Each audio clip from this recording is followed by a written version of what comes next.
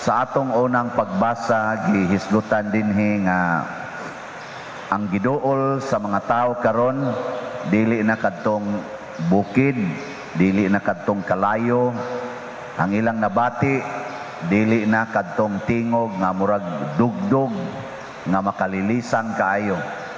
Matod pa sa atong unang pagbasa, ang inyong giduol mao na gyud ang Ginoo. Nya kun ato ning ubanan karon sa atong kinabuhi, murag di tingali ta katuo nga atong Ginoo moy atong giduol. Kay karon pag anhin ninyo dinhi kisa may inyong nakita. Karon ba ni anhin ni duol mo dinhi kisa may inyong nakita. Diya kaning pare. Mo inyong nakita. Nyag mulingi sad mo diya sa inyong kilid. Tanawa na inyong mga nakita diha. So dili na ni tinuod tingali kaning unang pagbasa. Pero sa tinuod ay tinuod gyud ni. Kay ngano man tungod kay ang Ginoo wala naman mupalayo sa tao kung dili nagpakatao naman siya. Duna na sad siya'y mga tao nga gisugo aron mo'y magdala sa iyang presensya og sa iyang gahom og sa iyang mga pulong ngadto sa mga tao. Gadaan na siya ba og mga tao?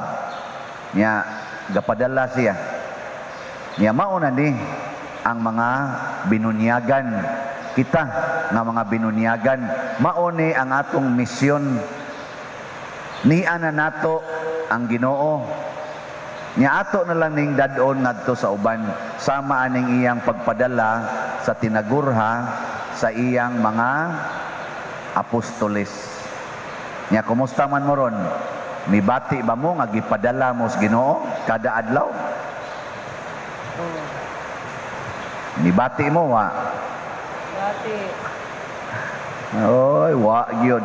Inig humagmisa, ang gihuna-huna ra gyud, unsay akong buhaton, unsay akong buhaton, unsay akong plano, unsay akong plano.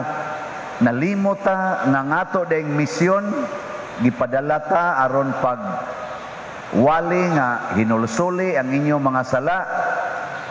Gipadala ta aron pagpapahawa sa mga yawa. Katapusan gipadala ta aron pag-ayo sa mga masakiton. Nalimot gyud ta ana kadaghanan nato. Nya congratulations sa wa malimot.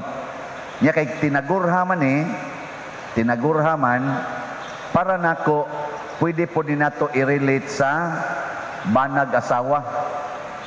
Kamong banag asawa tinagurha man mo, di ba? Ay mo pagbuwag. Mo na giguba sa taron sa kalibutan.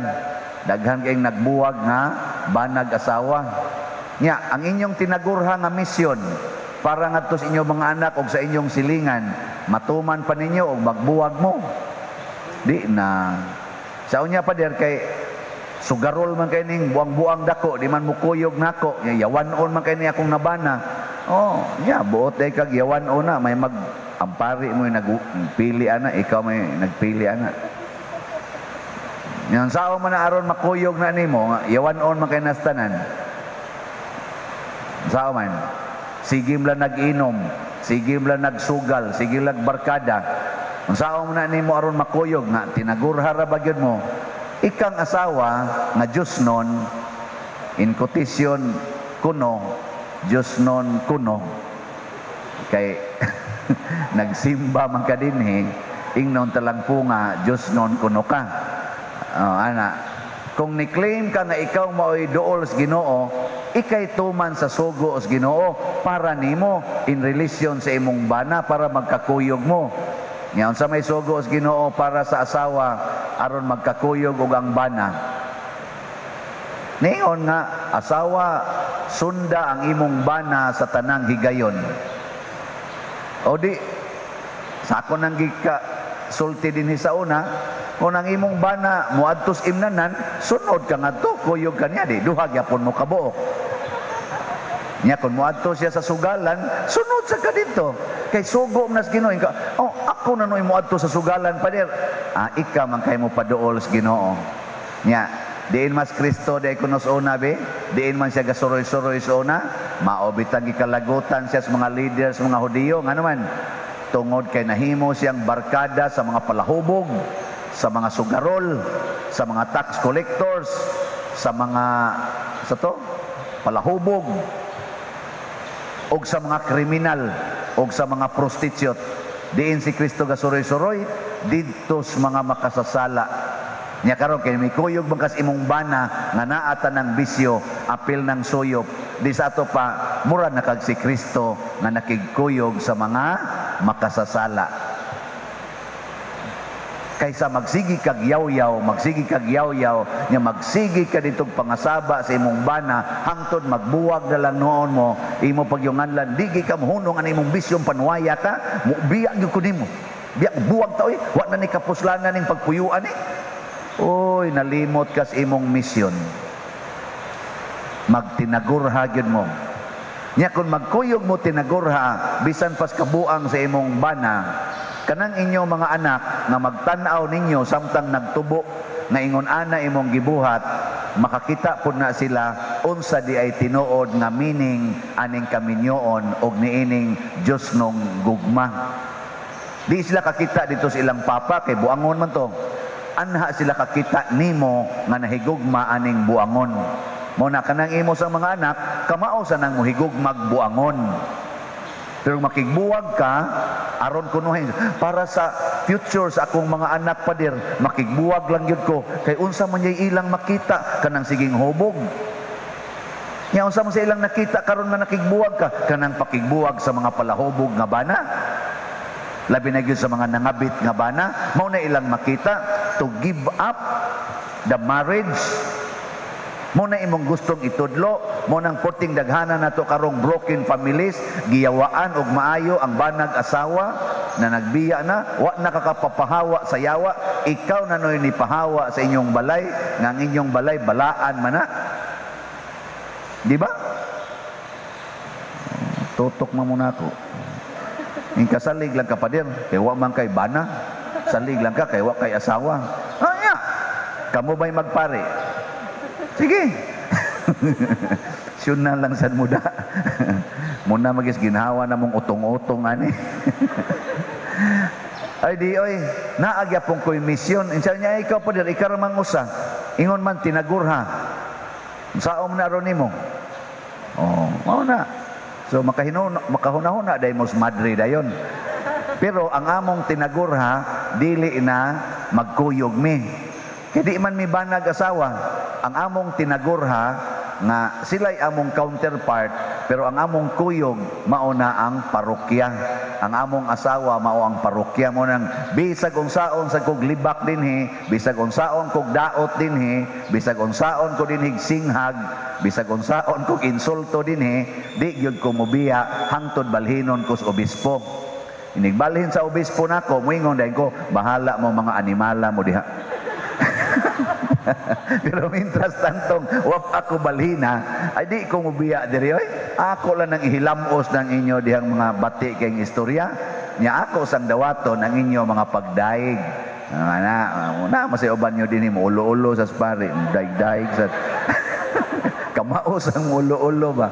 Nagi uban sad nga magdaig-daig sa tubangan, inigtalikod, buko-bukohon dayong pari.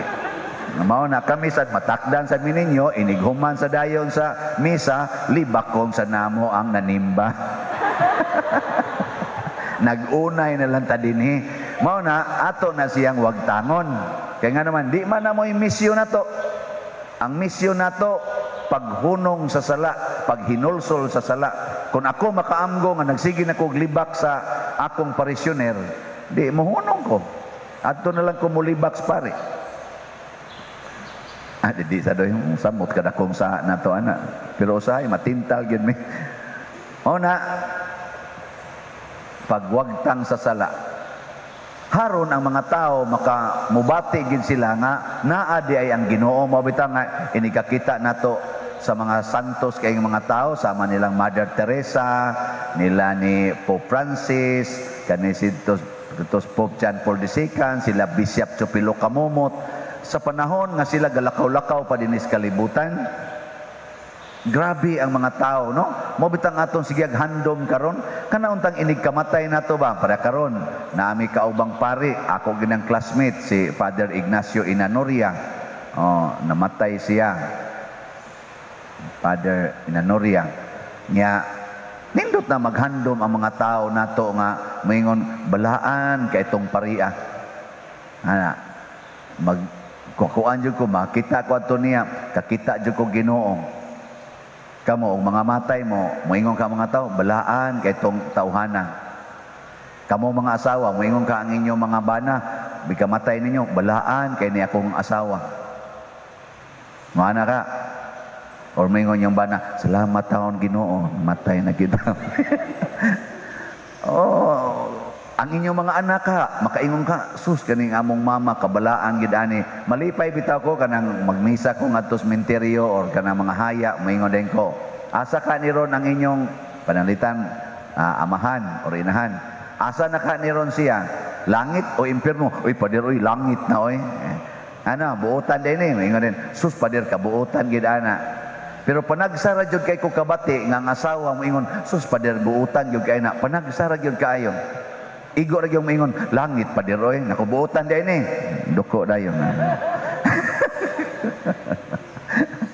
Oh na ang atong misyon karon nga nanimba sama sad nako kitang tanan dinhi ang atong misyon nga mahikap makita madungog sa mga tao ang Ginoo. Dili na sa tingog sa dugdog, dili na sa kalayo nga magdilaab sama atong nakita ni Moises. Dili na ng mga gabon kana mga panganod nga mo tabon sa ilang tulda kay makililisan man kay na. So nagakaron gamisa ko dirig mukalit og abot ang panganod unya mo tabon din higmaayo akong naong di na makita pastilan. Nya inig kahuman sa atong tabon sa panganod igawas ni Moises ang iyang naong gasidlak iya gutong tabunan usay. Tabunan niya iyang naong bakay mahadlok mga tao mong tanaw niya magsidlak mang iyang naong. Pero karon di gid mo sidlak atong naong. Lingi anay mong tupad. Maura gyapon naong ana. Sige balik-balik puol na kay naong ana. Pero at least dili ta makahadlok. No? Kay mukalit nagsidlak ng naong da magtuo jud ka santil mo man siguro ni kalit magsidlak. Abi kay nag-uwan man kalit magsidlak ni. So nindot kaayo ang tubag sa atong salmo. Mo ni ang ato untang objective. Unsa tigingon? O Dios, diha sa imong templo among gipalandong ang imong gugma. Diha sa imong templo. Kinsay templos Ginoo? Kitang mga tao. Templo tas Ginoo. Templo tas Espiritu Santo. Kanindot unta magtan-aw ang tao nato makapamalandong sa gugmas Ginoo. Kana bang makaingon sila tinuod gyud ang gugmas Ginoo. Makita gidakos akong anak, makita gidakos akong bana, makita gidakos akong asawa sa akong ugangan. Pero di jud ko kakitaan ni diha sa among pari. Adi man sad mo kuyog sa pari. Pero kanindot sa dunta, moingon unta mo makita ginakong gugmas Ginoo sa among pari. Gawas lang aning nagwali karon. Inana no? Aw kanindot sa gidunta nga moingon mo kining nagwali karon kita ginakong gugmas Ginoo. Wa gini siguro. Sige manindog na ta.